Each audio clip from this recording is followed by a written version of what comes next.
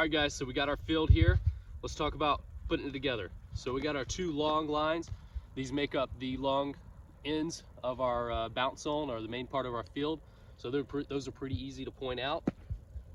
And then we got the ends, our pitch lines. So these make up the ends of the field.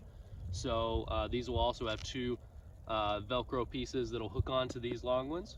So we have our black ones, and then we have our white ones. So we do two different colors to make it easy to identify where the field needs, or where the field pieces need to go, to make it easy to put together. So after that, we have our penalty lines. So those go on the inside of the field to really define the bounce zone. The way you can identify these two versus the other ones is these are going to have velcro on both sides. So if I pull this out here, we're going to have velcro on both ends of these penalty lines. So, and then we have four more pieces here, and these are really going to define your score zone. So these will go out attached to the corners, and they'll go out to define your score zone. So let's put it together. Hey everybody, Cody Meeks here, and I'm going to be talking you through what's happening in the video. Well, first off, there's a fail there. I toss out the whole roll and forget to hang on to the end of it. But when we talking you through this video, kind of as we put together the field, this video is sped up a little bit, but the real-time clock is also sped up, so it's matched to the video. So you'll see how long it takes us to put together the field and kind of what we're doing. In the bottom left there's a little overlay picture of the field diagram, just so you can have that for reference. But you can see we just threw out those 60-foot main lines, and now we're setting up one of the pitch lines just to kind of help set the distance for the main lines. So you'll see the first couple lines that we throw out there are just kind of roughly estimate where they should be, and then we'll kind of fidget and fine-tune the field as we lay out more lines. So now we're laying out the next pitch line, so that'll set the other end of it, and you'll see we have to adjust it slightly to get it nice and squared up. But there's velcro on the end, so it's pretty self-explanatory there. You'll see us take a little pause here because we want to switch the penalty and pitch lines. I'd like to clarify what my brother said in the previous little snippet, but the colors are really just for us we're setting up for a video of gameplay footage here, and we thought it would be useful to have the colors kind of denote pitch line and penalty line. But in reality, when you're playing, and even in the gameplay footage, is really not that important. It's pretty obvious by just knowing where the line is, what purpose it serves, and what line it is, the pitch line or the penalty line. So you really don't need the two different colors unless it's an aesthetic preference. So here we are swapping the lines anyway. That's unaccounted for, or that's accounted for in the time. So really, it should be a little bit quicker than however long it takes us in this video.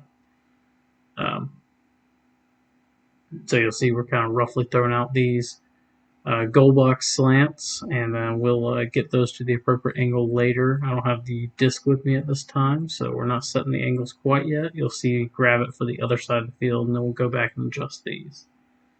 So our disc basically has lines either drawn on it for the angles, or we're using the Friz disc, which the back of the F and the top of the F make up the appropriate 120-degree angle for those angles for the goalbox slants.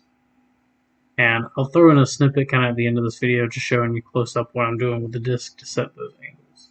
But as long as you're consistent, that's really what matters. Obviously you want to try and get close to 120, but if you're consistent on all four corners, and really and truly, even if you're not consistent, you're going to be swapping sides of the field anyway, so it should be pretty fair gameplay. But you can see me there with the disc, kind of directing him which way to go to set the angle, just comparing it to the angle on the disc there.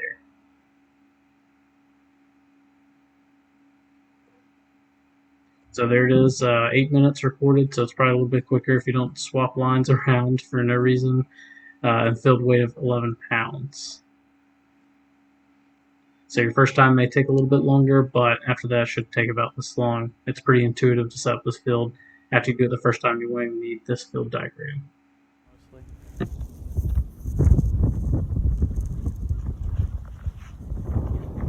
Alright, so real quick, I'll show you what I was doing with the corners on the field a little closer up, but this is basically how we set up the angles on the field. You'll see in the diagram it says 120 degrees.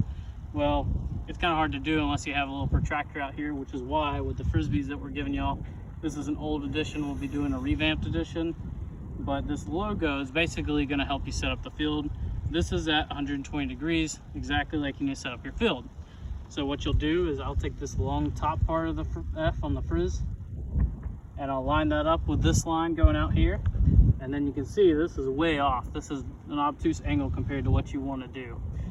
So what you'll do is basically you'll get that set up, and I'll probably take this strap and I'll pull it taut, and then you'll have your friend down there who's playing with you.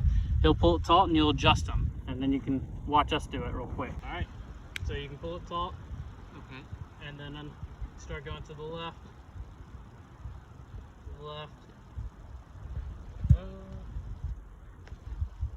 And I think that's good. So you can lay your end down. You'll come back over here. So now you can see this line is going out with this section of the F, and this section of the F lines up pretty well with this. It won't be exact, but that's fine. That's why you switch sides of the field. And now pull it under, Velcro it. That corner's ready to go.